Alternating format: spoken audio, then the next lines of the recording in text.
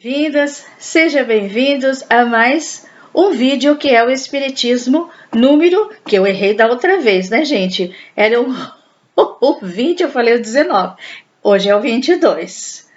Vamos dar continuidade pelo canal Onda Espírita, onde eu sempre faço aquela introdução de convidando a todos e a todas a conhecer esse canal.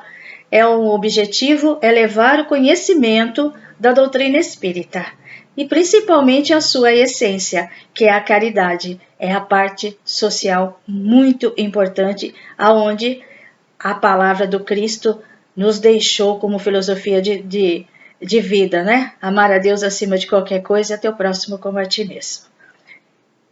É uma frase curta, complexa. Mas venha conhecer o canal, vale a pena, tem muita coisa. Além de todos os conhecimentos que a gente tenta trazer para a informação sobre a doutrina espírita, nós temos entrevistas, leitura de livros, estudos de livros, música, muita coisa, evangelho no lar.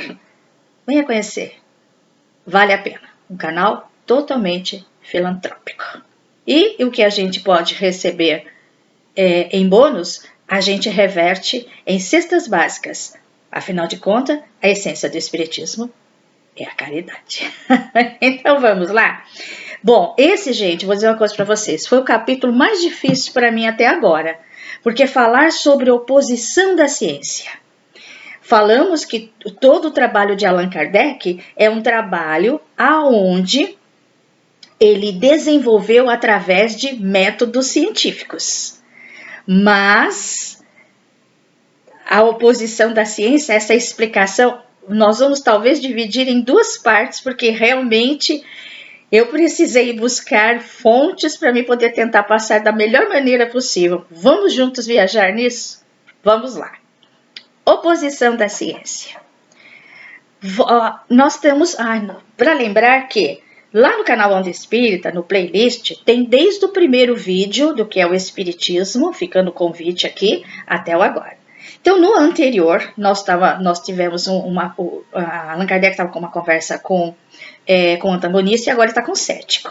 Então, o cético é chamado de visitante. Então, vamos continuar o que ele fez um convite no capítulo anterior de visitar o Livro dos Médiuns e a Revista Espírita, porque nós estamos falando do século XIX. Estamos lá naquela época. Vamos continuar? Então, oposição da ciência. O visitante, o cético, fazendo a seguinte pergunta, porque ele deixou a resposta tão clara do anterior que ele já mudou de assunto. Aí eles vão entrar num terreno assim complexo. Vamos lá. Oposição da ciência. O visitante. Vós vos apoiais em fatos. Foi o que foi esclarecido no anterior. Dissestes. Mas opõe-se-vos à opinião dos sábios que os contestam, ou os explicam de modo diferente do vosso. O visitante falando para Kardec. Por que não fixaram eles sua atenção sobre o fenômeno das mesas girantes? Se nisso tivessem notado alguma coisa de sério, parece-me que não desprezariam fatos tão extraordinários e nem os repeliriam com desdém. No entanto, são todos eles contra vós. Direto e objetivo para Kardec. Continuando. Os sábios não serão o farol das nações e não têm o dever de esclarecê-las? A que atribuís que tenham deixado de fazê-lo quando se lhes apresentava tão bela ocasião de revelar ao mundo a existência de uma nova força? Kardec, como sempre, vai responder. Vamos viajar junto com Kardec. Traçaste o dever dos sábios de modo admirável. O que é o dever do sábio? Esclarecer ao mundo. E para esclarecer, gente, o que é preciso? Conhecimento. Então vamos lá, continuamos. Quando se lhes apresentava, traçaste os deveres dos sábios de modo admirável. É pena, porém, que eles o tenham esquecido em mais de uma circunstância. Clara e objetiva. Continuando para nós entendermos o raciocínio. Antes, porém, de responder a vossa judiciosa, digamos assim, minuciosa, convicta observação, cumpre-me corrigir um grave erro que cometeste, dizendo que todos os sábios são contra nós. Como vos disse há pouco, é precisamente na classe ilustrada que o Espiritismo faz o maior número de prosélitos, ou de pessoas que têm, assim, nesse sentido aqui, curiosidade de buscar a fundo o conhecimento. Tem uns que era só para divertimento, mas ele está dizendo de coisas sérias. Pessoas que vão buscar realmente aprofundar aquelas situações, aqueles fenômenos. E olha o que ele diz. Isto em todos os países. Já ele contra entre seus adeptos grande número de médicos, isso é o Espiritismo, de todas as nações, e ninguém nega que os médicos sejam homens de ciência. Os magistrados, os professores, os artistas e homens de letras, os oficiais, os altos funcionários, os grandes dignitários, os eclesiásticos e aí vai, que se agrupam ao redor da sua bandeira, não são pessoas em quem se não deva reconhecer certa dose de ilustração. Admite-se erroneamente que os sábios só se encontram na ciência oficial e nos corpos construídos. O que quer dizer? Nos institutos, naquela academia, não estão só ali os sábios. Ou em algumas instituições que são, digamos assim, são corpos constituídos em assembleias, em discussões. Não. O Espiritismo não é para isso. O Espiritismo é para todos. Ele deixou bem claro. E todas as classes são atingidas, ou digamos, são assim, de algumas são atraídas por um conhecimento mais profundo. Kardec sabe o que fala, né, gente? Nossa, eu falo que sabe o que fala, porque eu acho que ele é tão presente no nosso dia a dia. Hoje existe ainda tanta ignorância. Gente, ignorância não é um pejorativo. Ignorância é você ignorar porque você não tem o conhecimento. Por favor. Então vamos lá. Pelo fato de ainda não ter o Espiritismo adquirido o direito de cidade na ciência oficial, merecerá ser condenado? Kardec pergunta. E ele continua. Se nunca a ciência se houvesse enganado, sua opinião nesse sentido teria grande peso na balança. Infelizmente, a experiência prova o contrário. Porque todo o método de Kardec foi através de método científico. Continuamos. Nós já falamos lá no comecinho, lembra que nós falamos sobre a biografia dele. Não repeliu ela como quimeras tantas descobertas que mais tarde se tornaram título de glória para seus autores? Não repeliu ela como quimeras tantas descobertas que mais tarde se tornaram título de glória para seus autores? Ele vai explicar e nós vamos falar sobre isso. Não devido a um parecer do nosso primeiro corpo sábio que a França se absteve da iniciativa do vapor. Eu vou ler e depois explicar para vocês. Quando Fulton veio ao campo de Bolonha apresentar o seu plano a Napoleão I, que confiou o exame imediato ao Instituto dos Sábios, ao Instituto da Ciência da França, não decidiu o Instituto, em assembleia, que aquilo era uma utopia com que se não devia ocupar? Então eu vou explicar para vocês. Fulton, eu tenho ele aqui até mostrar para vocês, porque eu achei isso tão interessante, que eu acho que é tão bacana a gente saber um pouco da história. Deixa eu ver aqui, porque eu acho que... Aqui, Fulton. Caiu um que depois eu vou pegar. Esse aqui, gente, não sei se dá para vocês verem, foi Fulton, um jovem.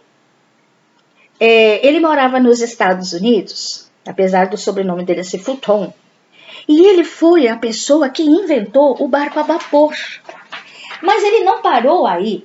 Ele tinha outras ideias, inclusive do submarino. Aliás, esse submarino, olha, gente, que coisa bacana.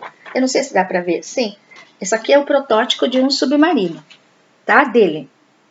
Ele trouxe para Napoleão e eles acharam que era uma utopia, que isso não era válido, que isso era uma ideia louca. Só que os Estados Unidos abraçou. Ele fez os navios e barcos a vapor e também desenvolveu o submarino lá. Mas o primeiro submarino está aqui. Essa aqui, a foto saiu tão escurinha. Vê se dá para vocês verem. Está na França, porque ele era um francês. Mas ele foi renegado. O próprio Instituto disse que depois, o que veio? Veio o barco a vapor, o navio a vapor. Quantas coisas vieram? Pra vocês verem que como é difícil o novo. Como a ciência também teve grandes dificuldades para que as pessoas que são de institutos pudessem entender. Porque muitas vezes elas tinham tanto que ele quer explicar em seguida, eles tinham tanto aquele lado pessoal da coisa, o orgulho, de aceitar um novo. E ele foi rejeitado lá. Tiveram que falar que era uma utopia. No fim, fora da França, lá nos Estados Unidos, ele fez funcionar o primeiro barco a vapor e também fez o projeto do submarino, e depois a própria França pediu para que ele pudesse deixar uma réplica lá, e está lá no museu até hoje. Interessantíssimo, né, gente? Para vocês verem isso, para trazer como algo novo é muito difícil para uma aceitação, inclusive daqueles que se dizem conhecedores. Continuando, Kardec. Devemos daí concluir que os membros do Instituto são ignorantes e que sejam justificados os epítetos triviais, ou seja, aquele dia a dia deles, do que aceita, do que não aceita, que é uma força de mau gosto, digamos assim, certas pessoas dizerem assim do seu lado pessoal. Então, colocar o seu lado pessoal, não ver o todo, é isso que ele está querendo dizer. Então, ele falou, será que nós devemos julgar que todos são assim? Por alguns acharem que isso é utopia e a maioria foi a favor? Então, será que eles não vão julgar a todos que eles vão fazer tudo isso sem poder buscar o conhecimento? E olha que Kardec conclui. Certo que não. Não há pessoa sensata que não faça justiça a seu saber eminente, sem contudo deixar de reconhecer que eles não são infalíveis, e portanto que as suas sentenças não estão isentas de apelação, sobretudo do que se referia a ideias novas. Então quer dizer que eles não são dono da verdade, para ser de uma maneira mais simples e objetiva. Eles não são dono da verdade, mas eles também são infalíveis, porque o Fulton foi algo que aconteceu em Paris. E Napoleão se arrependeu muito de ir atrás do Instituto, que eles falaram que isso era uma utopia, que não existe, e os Estados Unidos abraçou a ideia dele e começaram a fazer o barco a vapor. Olha só. Aí, o visitante, que é o cético, vai responder. Admito perfeitamente que eles não sejam infalíveis, mas não é menos verdade que, em virtude do seu saber, sua opinião vale alguma coisa. E se ela estivesse do vosso lado, falando para Kardec, daria grande peso ao vosso sistema. Ele não diz isso, sabe, gente? Nossa, afinal de contas, ele é um cético. Kardec. Concordar também que ninguém pode ser bom juiz naquilo que está fora da sua competência. Olha só, voltamos ao conhecimento, ao estudo profundo. Se eles tivessem pegado toda a ideia de Fulton, analisasse, fosse a fundo, aí sim eles poderiam, mas de cara assim já não, isso é utopia. É isso que Kardec convida. Como é que você vai discutir aquilo que você não conhece? Você primeiro precisa conhecer, tem a humildade de ir buscar o conhecimento. Olha o que ele diz para ele. Se quiseres edificar uma casa, construir, confiareis esse trabalho ao músico? Se estiverdes enfermo, far-vos-eis sangrar em um arquiteto? Porque naquela época a pessoa fazia sangria. Olha só, gente. Quando estás a braços com um processo, ides consultar um dançarino? Finalmente, quando se trata de uma questão teológica, alguém irá pedir a solução ao químico ou ao astrônomo? Não. Cada um tem a sua especialidade. O que vale é o respeito, né, gente? É o respeito e você ir buscar o conhecimento. Aí ele diz, as ciências vulgares repousam sobre as propriedades da matéria que se pode, à vontade, manipular. Ciência manipula, química, física. Os fenômenos que ela produz têm por agente forças o que, gente? Materiais. É isso que Kardec está explicando para ele. Em compensação, o do espiritismo tem como agentes inteligências que têm independência, livre-arbítrio e não estão sujeitas aos nossos caprichos. Por isso, eles escapam aos nossos processos de laboratório e aos nossos cálculos, e desde então ficam fora dos domínios da ciência, o que propriamente dita. Porque não tem como você manipular. Você tem como ir conhecer e você tem como pesquisar que os fenômenos. Aí ele continua. A ciência enganou-se quando quis experimentar os espíritos como experimenta uma pilha voltaica. Foi mal sucedida, como devia ser. Eu vou mostrar para vocês o que é uma pilha voltaica. É essa pilinha aqui, ó. Vê se você pode fazer, porque esse daqui, o Alexandre, volta. Ele começou a fazer esse experimento e depois ele fez até chegar a nossa pilha comum e a bateria. Então aqui ele está colocando todos os elementos para poder ter o positivo e o negativo, fechar um círculo e assim se dá a energia. Foi o início de tudo. Agora vocês acham que você pode fazer uma manifestação espírita dessa maneira? Não tem condições.